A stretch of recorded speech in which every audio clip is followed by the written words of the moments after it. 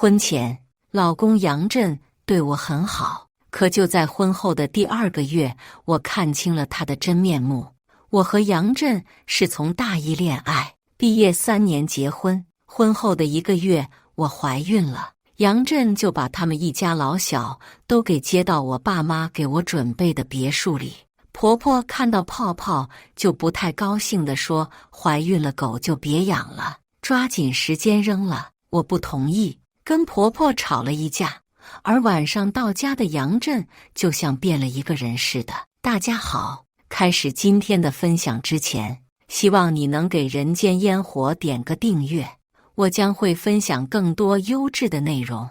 我和杨震刚结婚的时候，他就提出要把婆婆接过来住，我不是很乐意。那当初妈妈买这个房子的时候，就是因为我不想和老人在一起住，不方便。当时的杨震并没有说什么，他们家条件一般，杨震还患有少精症，结婚也是爸妈考虑了很久才答应的。主要是杨震老实敦厚，脾气好，对我也挺好的。当我怀孕的时候，当我满怀欣喜地告诉杨震的时候，她很开心地给婆婆打电话诉喜事。第2天一早，婆婆一家大包小包的都来了。我起初以为只是来看看我，没想到一住就是1个月，而且杨震弟弟一家也来了，美名其曰的是为了照顾我。弟妹王清雨柔柔弱弱的，婆婆老是看她不顺眼，不会下蛋的鸡，真不知道我儿子看上你什么了。这是我无意间听到的，我心中一滞，若时间久了我没有怀孕，他会不会也这样对我？可这一天来得很快，早上去做孕检回来，我妈把我养的小狗泡泡送来陪我解闷。可婆婆脸色极其不好看的当着我妈的面说：“亲家，怀孕不能养狗的呀，快扔了吧。”我听到后顿时气不打一处来，这是我养了12年的小狗，况且这是我的狗。婆婆听后就急了，大声吵吵：“你看看网上怎么说的，要是因为这只狗我的乖孙儿不保了，我这辈子不会放过你们。我已经提前问过我们家医生了，可以养。”我妈说完就拉着我回屋了，她有些担心地看着我：“你这婆婆怎么这个样子？晚上等杨震下班，我得跟她说说，让我婆婆赶紧回去好了。”送走妈妈后，我抱着泡泡睡了一觉。晚上杨震进屋黑着脸，我起身问他：“怎么了，老公？”杨震只是直直地盯着泡泡。我把泡泡抱在怀中，有些委屈地说：“你不知道，妈她今天说让我把泡泡扔了，一只狗而已。”我瞪大了眼睛看着面前的男人：“你又不是不知道泡泡陪了我多久。”杨震像是想到了什么，笑着将我抱入怀中，安慰我：“好了，逗逗你，我已经说过妈了。”当我以为这件事情就这样过去的时候，半夜睡得迷迷糊糊的，听到有窸窸窣窣的动静。我听到婆婆在一旁恶狠狠地说：“今天就把你这狗给卖了，儿子，抓紧时间，别让它醒了。”我感受到他们要把泡泡带走，我坐起身来，紧紧地抱着泡泡，怒斥他们：“你们干什么？”他们显然被我吓了一跳。婆婆一把揪住怀里的泡泡：“狗有细菌，你不知道啊，我是为了你好，赶紧撒手。”泡泡被揪得在我怀里直哼唧，谁知泡泡直接咬了婆婆一下，婆婆大呼一声，老公急忙打开灯：“江淼淼，看你的狗干的好事，是妈先扯痛泡泡了。”我顾不了那么多，抱着泡泡打开门向外面跑。泡泡看着我着急的模样，伸出舌头舔我的脸。就在我离门口还有1步之遥的时候，小叔子挡在我的面前：“嫂子，把狗给我。”婆婆和老公已经追出来了。老公恶狠狠地走到我面前，伸出手：“淼淼，把狗给我，这是我的狗，你们没资格处理它，让开！”婆婆在后面煽风点火：“儿子，他现在敢为了一只狗闹得家里鸡犬不宁，以后难保不会干点其他事。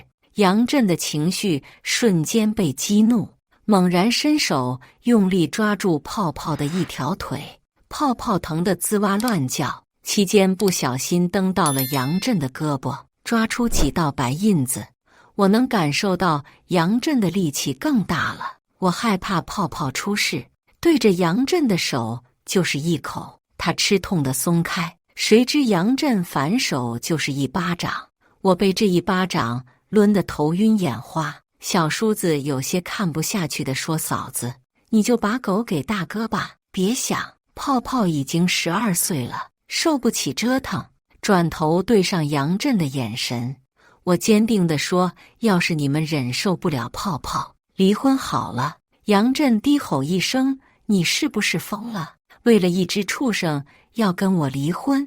我看着面前陌生又熟悉的男人，哀求道：“不然这样，把泡泡还送到我妈那里，好不好？”弟妹有些不忍心地站出来替我说了一句话：“不然就按嫂子说的吧。”婆婆转身恶狠狠地打在弟妹身上，揪着她的头发，让她看着泡泡刚刚咬过的位置。“你瞎掺和什么？咬的不是你是吧？一会儿再收拾你。”说完毫不客气地把弟妹甩在地上，而小叔子一句话也没说，仿佛这只是家常便饭。这一刻我才知道他们不是人，是魔鬼。杨震没耐心地说：“把狗给我。”泡泡像是感应到什么，从我怀中挣脱出去。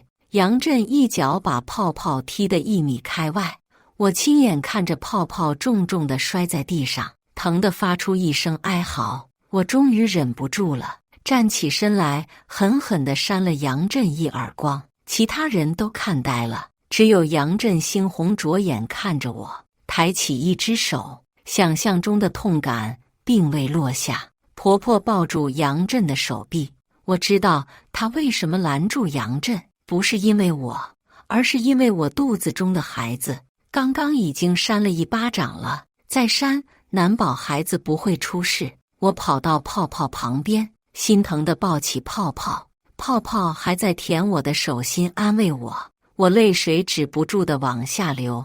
我在玄关处找到车钥匙，抄起桌子上的水果刀，对着他们颤抖地对着他们大声吼：“别逼我，都起来，让开！”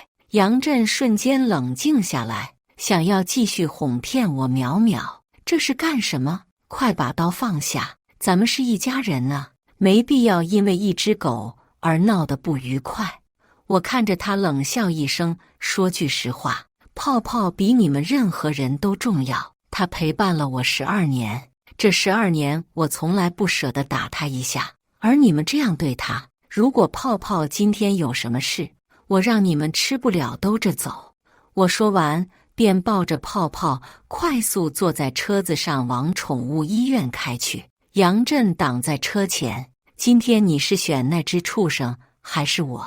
不自量力，他有什么资格跟泡泡比？当自己深情男主吗？神经病！”我懒得同他纠缠，泡泡还在等我，我直接将车子发动。杨震见我铁了心，立马闪到一旁。到了医院后，我苦苦哀求医生一定要救救泡泡。在手术室外等待的时间如此漫长，我焦急地站在门外走来走去。好在手术很成功，只是要注意一下，泡泡经历不了这么严重的创伤了。我悬着的心放下后，用前台的电话给妈妈打了过去，可妈妈没到，到的是杨震一家。杨震进来便发了疯似的抓住我的手臂，抓得我好疼。我试图推开他，可却惹恼了他。他在宠物店大声辱骂我臭不要脸的婆娘，为了只畜生跟老子离婚。行啊，老子让你提离婚。他转身寻找了一圈，盯着泡泡的隔离箱，伸手就要打开。宠物店老板和店员出声制止：“先生，请你不要冲动，我们这边已经报警了，摄像头照着呢。”杨震像条疯狗一样冲到他们面前：“怎么？我有干什么吗？小心老子投诉你们！”说完，用力把我推到一旁，打开泡泡的箱子，拎出奄奄一息的泡泡，往地上重重一摔。我嘶吼着爬到泡泡的方向，还是没有接到。我没有接到，泪水止不住的流。泡泡刚做完手术，正是虚弱，被杨震这么一摔，泡泡挣扎了几下都站不起来。我大喊一声，紧紧地抱住泡泡痛哭，都怪我，如果不把你接来就好了。泡泡，我死死地盯着杨震，愣什么？还不赶紧把这个臭婆娘带回去，在这里丢人现眼。说完，婆婆和小叔子把我架起来塞进车子里。到家后，我失神地瘫坐在地上，杨震揪住我的头发，迫使着我抬头看着他。我朝着他的耳朵狠狠咬去，嘴上染着他肮脏的鲜血，吐出被我咬掉的半个耳朵。杨震捂住耳朵，用力地扇了我一巴掌。我紧紧地抱着怀中的泡泡。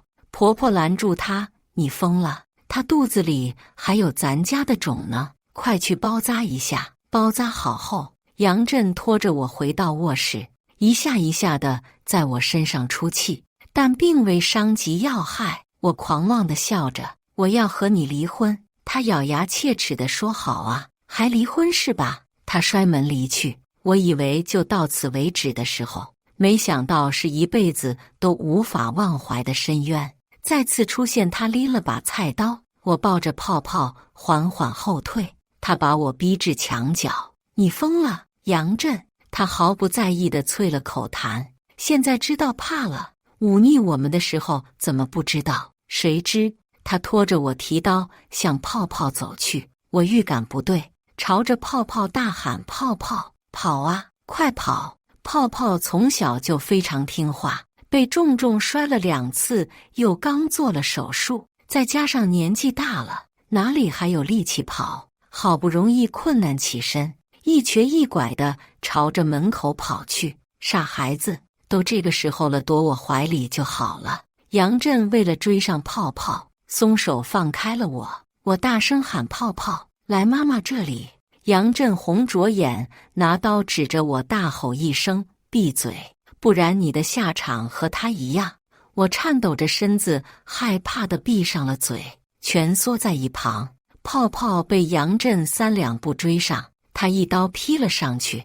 我感受到泡泡温热的血液，浑身僵硬。我看着泡泡雪白的毛发被血液侵染，我撕心裂肺地痛喊：“泡泡，我的泡泡！”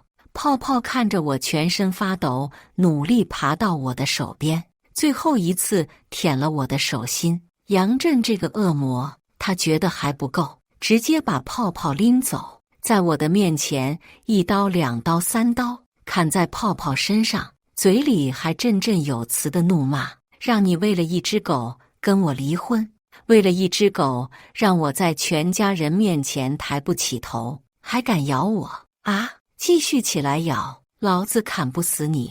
泡泡死在我的面前，而我却无能为力。我亲眼看着泡泡的身体被剁得一块一块，杨震像个屠夫一样，血溅了一脸，依旧不肯停手。他就是个魔鬼，他不只要把泡泡杀死，还要将泡泡剁碎。泡泡的血液此刻在我身上无比灼热，仿佛在告诉我，这是我最后一次保护你了。我拿起桌子上的花瓶，重重地朝杨震的脑袋砸去，可杨震无动于衷，他的刀依旧一下一下地落在泡泡身上。杨震连头上的血都顾不得了，他的眼里只有泡泡。我用尽全力把他推开，看着地上已经被剁成碎肉的泡泡，痛哭起来。杨震站起身来，拎着刀朝我走来，他就像地狱中的恶鬼一般。在他的刀要落下来的时候，我用尽全身力气踢向他的裆部。杨震痛呼一声，小叔子和婆婆走进来，弟妹看着泡泡的碎肉以及飞溅的鲜血，忍不住吐了起来。杨震痛得倒在地上，他们上前扶起杨震往医院去，可没人在乎我也受伤了。待他们走后，我把泡泡的尸体装起来，弟妹把我的手机找出来给我。我找到车钥匙，带着泡泡回家。爸妈看着我，心疼地说：“怎么成这个样子了？快让医生来看看。”爸爸把我扶到家里，我哽咽着说：“爸妈，泡泡死了，被杨震那个畜生杀死了。”妈妈拍着我的背安慰我，爸爸则是打电话撤销了杨震的职位，并将我住的那一处别墅变卖。医生摇了摇头，表示伤口太深了，有发炎的征兆。我先给你消毒，随后去医院。消毒过程中，我愣是一声没吭。明明我那么怕疼，爸妈陪着我把泡泡埋在后花园。这是泡泡和我一起长大的地方。记得上初中那年，爸妈的工作愈发忙碌，为了补偿我，他们买了泡泡陪我。上学的时候，泡泡看着我的眼神里满是不舍。只要我一放学，泡泡就热情地叼着玩具迎在门口。看到泡泡这个样子，我就会立马放下书包，陪他在后花园玩上一会儿。泡泡陪着我度过了一年又一年，从未分离过。前段时间度蜜月，若不是因为泡泡年纪大了，我也会带着他，以为再次重逢了，没想到是永远的分离。这一刻，我忽然下定了决心的说，我要去把孩子留了。爸妈陪着我去了医院，医生包扎完伤口后，我有些体力不支。把完末，医生脸色沉重地说，现在不建议你做人流，因为受了重创，加上情绪过于激动，会导致以后再也怀不了孩子。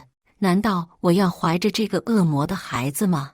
我不能让我的孩子流着恶魔的血液，于是决定等我的伤好的七七八八再来做人流。爸妈扶着我出了妇产科，正好遇见取药的婆婆和小叔子。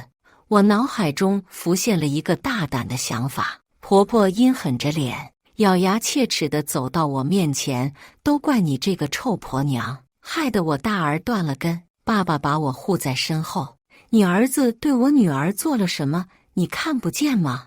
我身上大大小小的伤痕遍布。他瞅了一眼，冷哼一声，谁让他那么娇气？我儿子轻轻碰一下，就这个样子。妈妈扶着我，被气得浑身发抖。我安慰地拍拍妈妈的手，走到婆婆面前，你听好了，我饶不了杨震。说完拉着爸妈准备离开。婆婆直接开始在医院大厅耍起了无赖，引得周围的人都在围观。哎呦，看看我们家的好儿媳，一点也不把我这个婆婆放在眼里，还要留了我杨家的种。你好狠的心啊，喊得这么痛，倒是流一滴泪啊。我懒得再看她演戏，脏了我的眼。谁知她看我要走，猛地扑到我身后，抱住我的脚脖。我被他这一下弄得失了重心，爸妈试图扶住我，我松开了手，摔到地上，感受到肚子的痛感。我露出一抹满意的微笑，随即装作一脸痛苦地捂住肚子，虚弱地开口：“孩子，我的孩子。”周围的人立马叫了医生，他们合力把我送入手术室。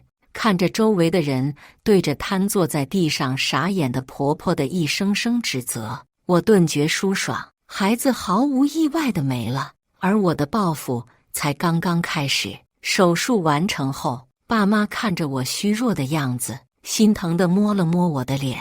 妈妈哭了起来，都怪妈不好，没替你把关好，让那家子人渣给你欺负成这个样子。我瞬间泪目，哽咽地说：“妈，你别这样说，是女儿识人不清，别哭了，放心，爸爸一定会让他们一家生不如死。”说完，爸爸抹了一把眼泪，我扯出一抹笑：“爸，交给我，我要亲自报仇。”我在病房休养了几日，这几日杨震一家天天来，都被外面的保镖恐吓走。我出院了，爸妈极力拦阻，可我不想让泡泡等太久。我先去警局报了案，可换来的只是简单的家庭调解。我那几日在病房里也没闲着，先是登录上家里的监控，找到杨震对我们动手的日期，把视频保存到手机里，打开尘封已久的抖音账号，看着往日泡泡视频的可爱模样，不禁红了眼眶。这个账号已经有了小半年没更新，之前忙着准备婚礼度蜜月，为了那个人渣错过了泡泡这么久。我擦去眼泪，将视频剪辑好，发到平台，买了大量的推广，很快便起了热度。短短几天，已经有多个博主发声，各大官方账号也发了视频，引起网络上的极大关注。杨震一家可忍受不了这个，急忙来到我家要说法。看着婆婆一下苍老不少，还有杨震一瘸一拐，走一下都痛得龇牙咧嘴的模样，不够，远远不够，这样未免太便宜了他们。你就这样对你的老公？我冷冷地盯着他们，怎么了？你就那样对我的泡泡？我儿子以后都生不了孩子了，你必须赔偿。我仿若听到了天大的笑话，别忘了，是你亲手杀了你儿子最后的种。杨震不可思议地看着婆婆，看来还没告诉她呀。婆婆见事情败露，连忙扯开话题，那也是你把我儿子踢坏了，你必须赔。我懒得同他们废话，直接拿出事先准备好的离婚协议，签字吧，我不想再跟你们多说。谁知杨震直接把离婚协议撕碎，不能离，老子这辈子都不能尽人事，都怪你这个臭婆娘。说着便一瘸一拐地朝我扑来，送上门的证据我没动。杨震被他妈及时拉住，我知道了，你是故意的，上次你也是这样，你个毒妇。我没搭理他们，转身就走了。可没想到他们的动作还挺快，把我早上和他们的对话剪辑一下，便发到网上回应。我们的事在网上闹了不少动静，没想到杨震竟然自己爆出患有少精症，还哭诉自己的孩子来得多么不容易，做了多少准备工作，见过没脑子的，没见过这么没脑子的。弟妹忽然给我发了信息，哭诉着自己又被婆婆暴打，给我开了视频，看着她身上大大小小的伤痕，有些可怜她。她是唯一一个在我和泡泡受难时为我们说话的人。她最后可怜兮兮地问我，嫂子，我能去你家躲躲吗？我没回答她，她接着说我没有地方可以躲，我爸妈已经把我卖给他们了，现在他们都在往我身上出气，求求你了，嫂子。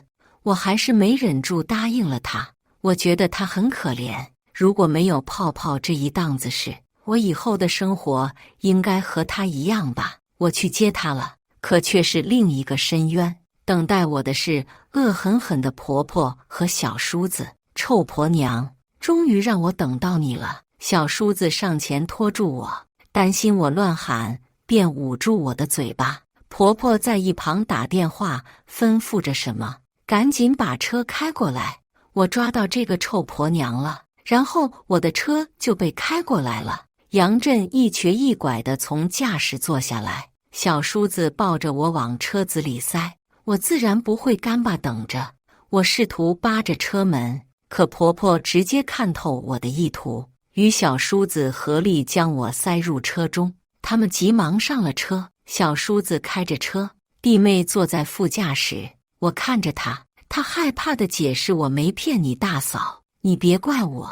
杨震坐在我的旁边，按住我的头，我也不甘示弱，上手就去打他。可双拳难敌四手，婆婆极力抓住着我的双手，我扭动着身子，愤恨地看着杨震。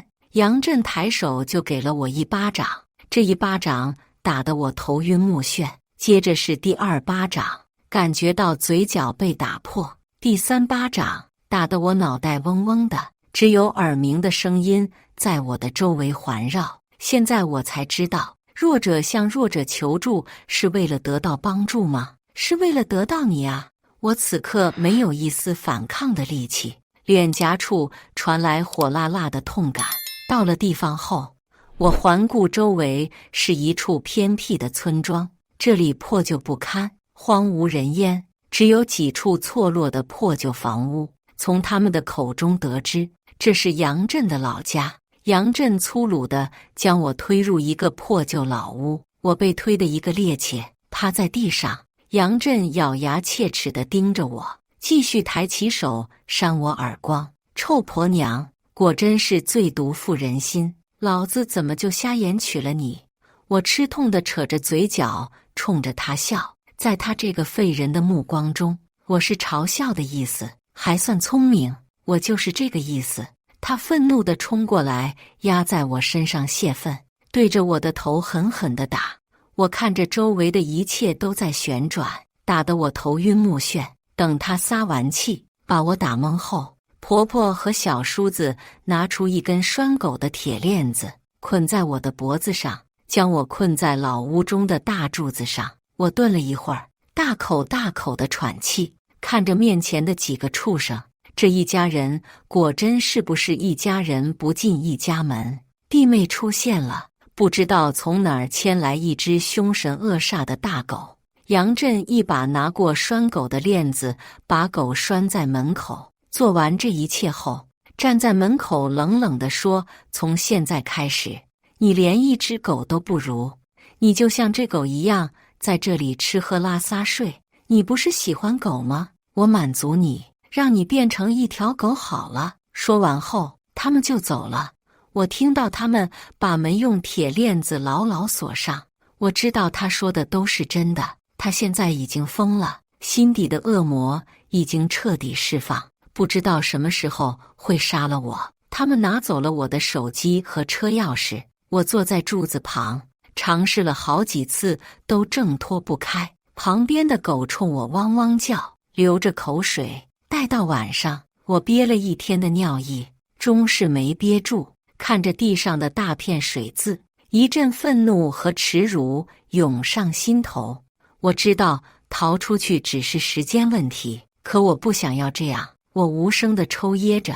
那只大狗走到我面前，舔了舔我的胳膊。我错愕地看着它，小心地伸手摸了摸它的头。听到外面锁链的声响，大狗汪汪地朝着门口吼叫，是杨震他们来了。杨震进屋后，站在我的面前，居高临下地看着我。他缓慢地蹲下，伸手抬起我的下巴，拿出手机给我拍了张照片，掐着我的脸，让我看看我现在的样子。高高在上的大小姐也有这么一天呢。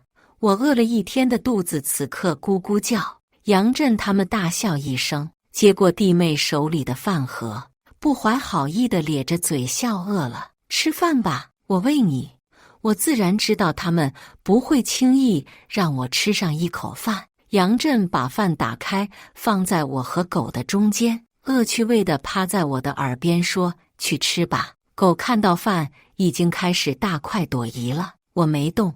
杨震站起身，用力地踢在我的腰间。我狼狈地趴在地上，他接着蹲下，抓起我的头发，扯着我到饭盒旁边。我用力地撑着地面，杨震也用力地把我的头往碗里按，可我的力气哪里比得过杨震？我沾了一脸的饭。杨震看着我的样子，大笑起来。弟妹这个时候出声说：“大哥，我们这样绑架他，他爸妈会不会发现？会不会报警？”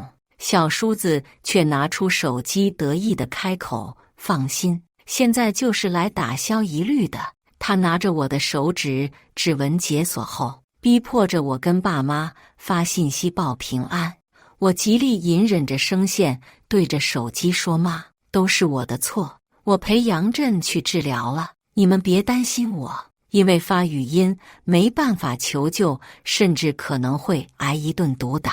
我以为只要听话就有机会，可他们丝毫不把我当人看，想打就打，吃喝拉撒都是婆婆和弟妹帮我弄的。还好还有这只狗，在夜里地上潮湿混着我的尿液，感受着虫子在我身上怕我害怕的时候，它会尽力卧在我的身边，舔着我的手心，安慰我。当我以为我这辈子就要这样的时候，终于迎来了生的希望。这是我被绑的1个月零5天，弟妹单独来的。我抓住她的手，哀求着她：“求求你，放我走吧，好吗？”弟妹有些不忍心地看着我，可是如果我放你走，他们会打死我的。那你就要一辈子这样吗？他们今天敢这样对我，明天就敢这样对你，他们是畜生啊！我哭着跟她说。弟妹有些被我说动，要是不在我这，在妈那里。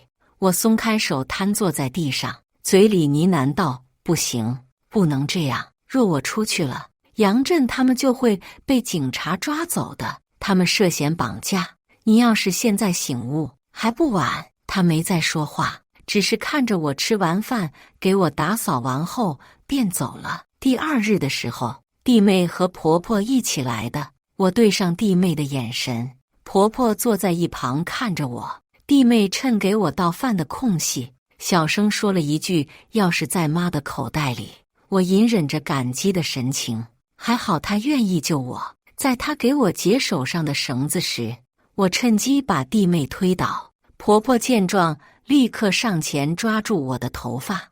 我趁机抱住她，掏出钥匙，便乖乖坐了回去。婆婆看着我的样子，对弟妹没好气地说：“瞅你那弱不禁风的样子，没出息，真不知道我儿子瞧上你什么了。”被我整这么一出，婆婆也懒得再给我收拾，捆上手后拽着弟妹就走了。听着外面汽车发动的声音，我先把绳子挣脱开，再打开脖子上的铁链锁。看着大狗盯着我的样子，我朝他比了一个虚的手势，示意他不要出声。我挣脱开后，看着大狗吐着舌头，笑着看着我。我摸了摸他的脑袋：“谢谢你的陪伴，我把你也解开，你也快跑吧。”当我以为我就要跑出去的时候，我听到小叔子骂骂咧咧的声音。我关上门，躲上了2楼。门被打开，还有弟妹的声音。小叔子把弟妹甩在地上，怒吼：“你是不是疯了？你把她放走了，我们都会坐牢的。”弟妹痛哭哀求的声音说：“刚子，自首吧，别再错下去了，这是在犯罪啊！”刚子，接着是啪的一声。我看你真是被他蛊惑了。大哥和妈一会儿就到，你在这等着吧。大概10分钟后，传来汽车的声音。我从楼上窗户看到杨震开着我的车，婆婆进来就开始嚎叫：“没用的东西，谁让你把他放走的？”杨震进来接着说：“不对，他没跑远，或者说根本没跑。”婆婆听后跑出去找了。我听着越来越近的脚步声，越来越心慌。我看到地上的砖头紧紧地捏在手中，杨震的脸出现在我面前。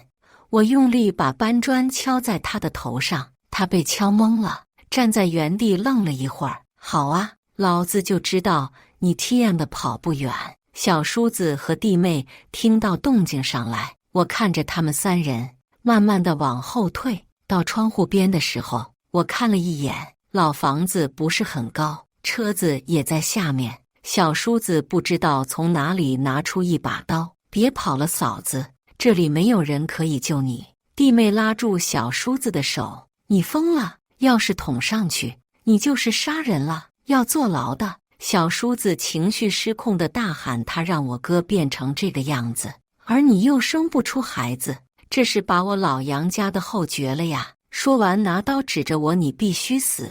深深的恐惧笼罩在我的心头，可我不能放弃，这是一个疯子，我要跑。杨震看着弟弟疯狂的模样，试图把刀拿走。“弟，把刀给我，这是我的事，你和妈好好的。”小叔子却听不了那么多，直直地朝我刺来。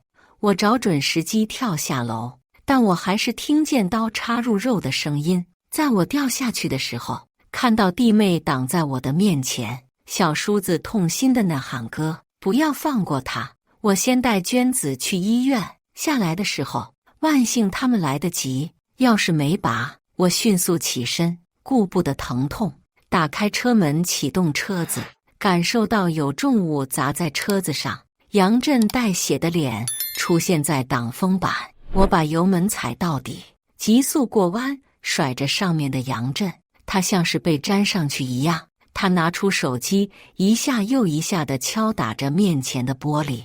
我只能飞速地往公路上开去，我不能死在这里。在杨震一下又一下的敲打中，玻璃碎了。杨震奋力一跃，将玻璃踩碎。杨震挡住我的视线。这里的路很崎岖，不好走，只知道前面是一段山路。我心中祈求这是下山的路。车子失重，翻滚下山。我紧紧地拉住方向盘，以至于自己不被摔出去。